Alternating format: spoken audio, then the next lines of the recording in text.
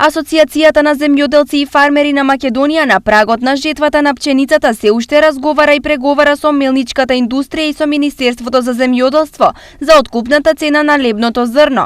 Неофицијално мелничарите на производителите им нудат 11 денари за килограм, што е берценска цена, но тоа е неприфатливо и нерентабилно за земјоделците. Затоа во овој случај 3 денари веќе државата за покривање на трошоците ни даде, така? Да.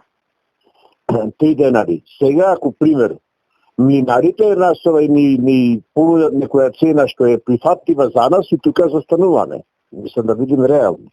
Така. Оти не е стварта сега ние само пример да ствараме тези нереални, него стварта е да видиме да дојдеме до она што е реално. Пример во случајот за нас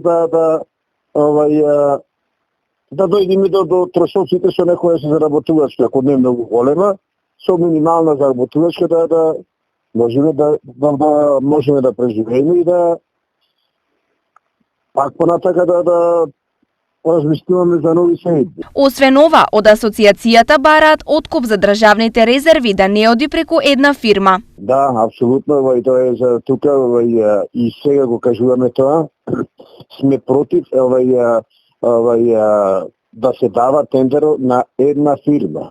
Горед стокови резерви, треба да има стокови резерви, државата треба да има стокови резерви, меѓутоа да бидат тие поделени, а како пример се даваме вчера ваши като го кажавме, ако се 15 милиони килограми, тоа да бидат на 5 фирми.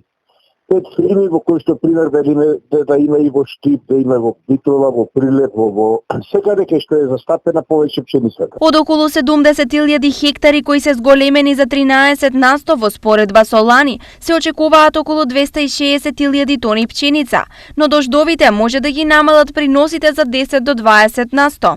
Доколку државата постапи кон нас неодговорно, ќе следува јавно незадоволство, се закануваат производителите.